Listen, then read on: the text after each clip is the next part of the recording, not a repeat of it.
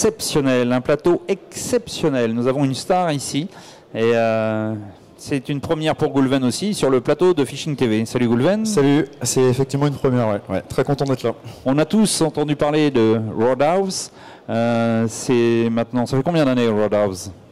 RODHOUSE, ça existe depuis maintenant une petite dizaine d'années. Donc j'ai débuté en 2011 et j'ai commencé à vendre les blancs de chez North Fork Composite en 2011, donc exactement la même année. Donc justement, on va en profiter, on va présenter.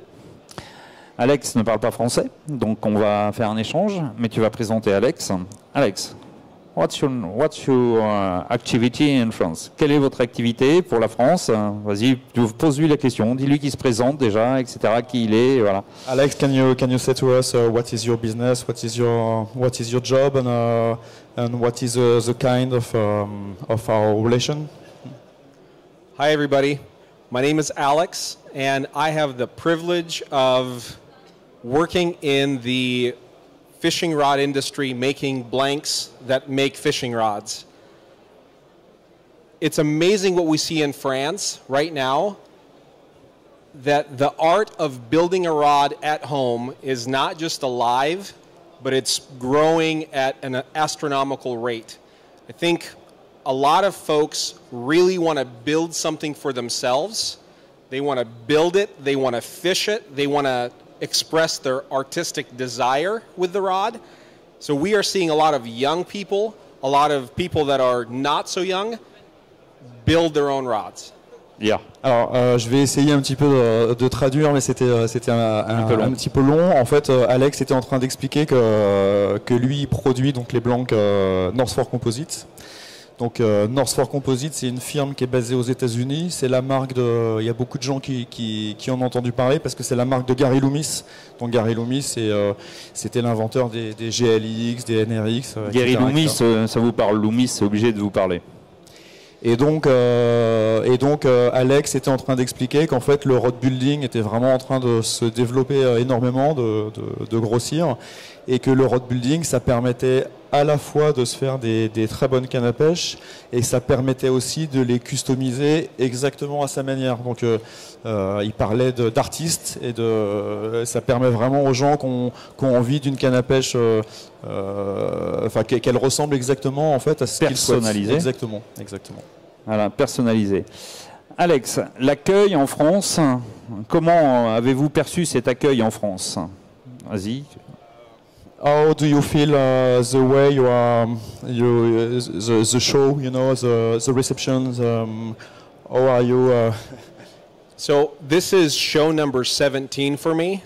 So I have been anywhere from Japan and lots of shows in the US, and what I love about the show in France, it's very family oriented.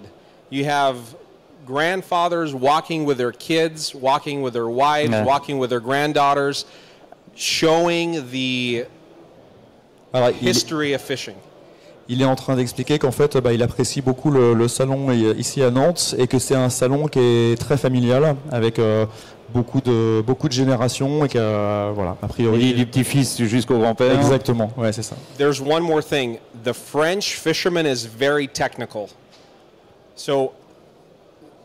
Donc là, il dit que la pêche française est très technique. Et effectivement, pour la petite histoire, quand on va aux États-Unis, on se rend compte qu'il y a aussi une grosse différence entre le niveau en eau douce et en eau salée, où il y a des très grosses différences.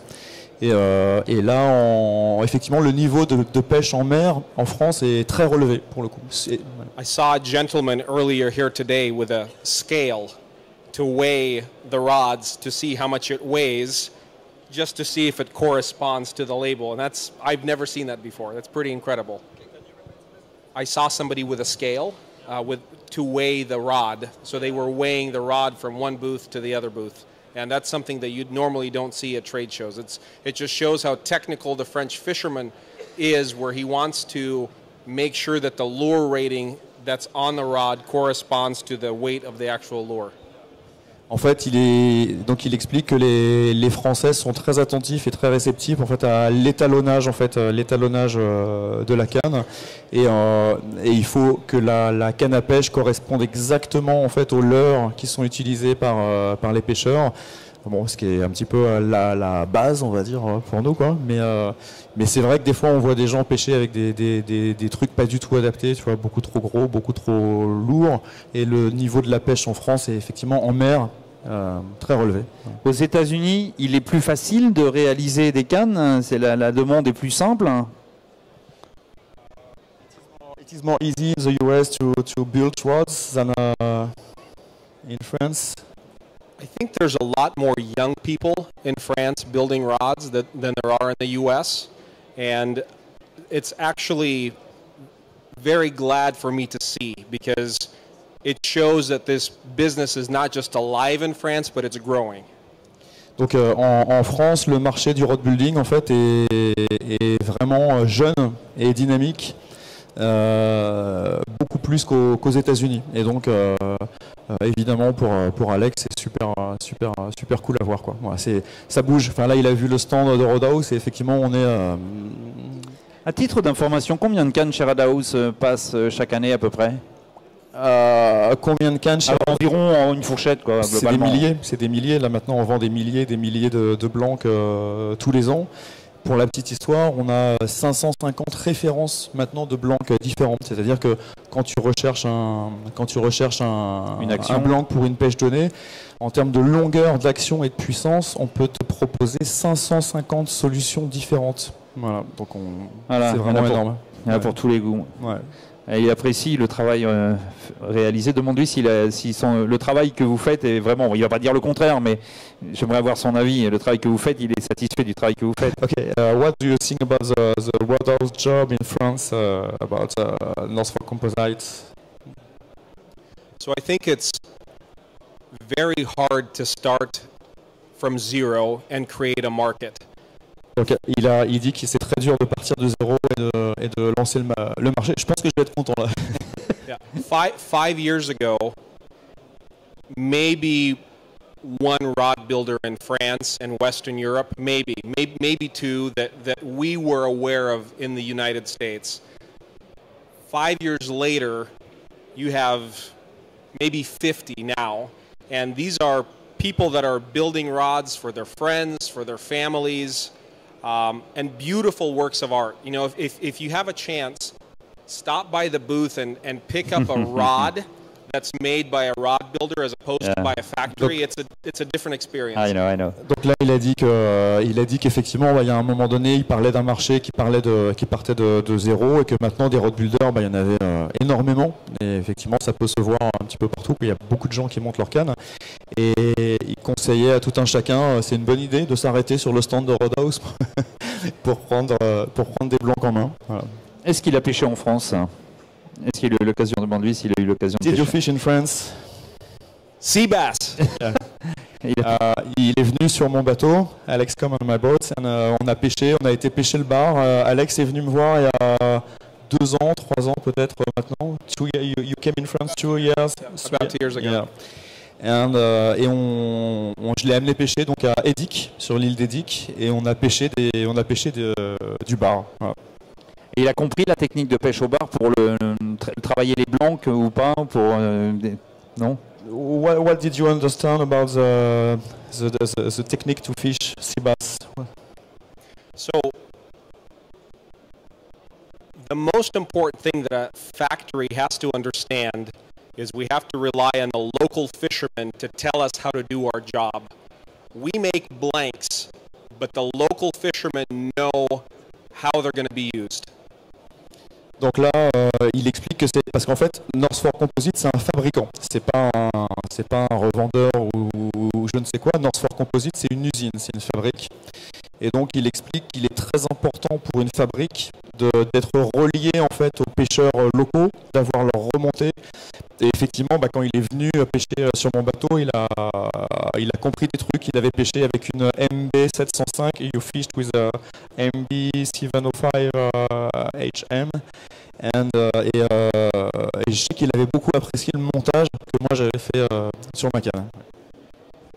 I think what makes rod building different is the factory listens to whatever the local fisherman says that they need in a rod, and that's how we can stay better, faster,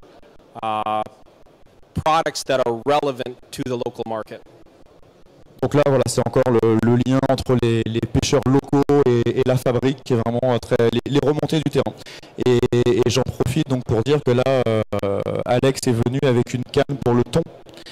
En fait, on a passé les images qu'on voit là à l'instant, on a passé une saison de pêche au thon qui était absolument phénoménale. On a testé beaucoup de choses pendant cette saison.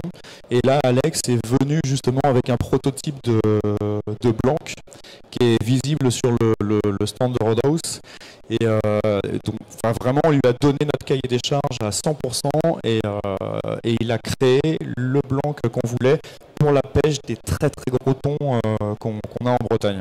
Ce qu'on voit à l'écran là, où les cannes souffrent énormément. Et là, on a quelque chose de à la fois très puissant et flex. Donc, passer sur le stand de Roadhouse et demander à voir ce blanc. Alors, on va remercier Alex. X-ray, it's a must. C'est fisherman in live. C'est-à-dire qu'il y a des pêcheurs qui mettent que X-ray c'est le must des cannes, etc. C'est les must. There is a live and the comments say that X-ray rod blanks are perfect. Yeah. Thank you. Yeah, it's very good. Nice. Thank you so much. On peut pouvoir applaudir ce monsieur qui travaille pour la France, qui travaille pour vous, qui se fait le déplacement. Je crois qu'on peut l'applaudir. Ça sera très gentil. Merci. Merci. Thank you so much. Thank you. If anybody ever comes to Seattle, stop by and visit our factory. We would love to show you how fishing blanks and fishing rods are made. This is an invitation to everybody that's here. Okay, là, donc c'est une invitation pour tous les gens qui passent par la ville de Seattle, parce que North Fork Composite est basé donc à Seattle, dans l'État de Washington, au nord-ouest. Donc là, ils vous invitent tous, tout le monde est invité. Bring a rain jacket. Voilà, à aller visiter l'usine en fait de North Fork Composite. Voilà. Thank you, Alex. And see you next time. Bye bye. On se retrouve pour un nouveau direct dans quelques instants ici. À très vite, à tout de suite.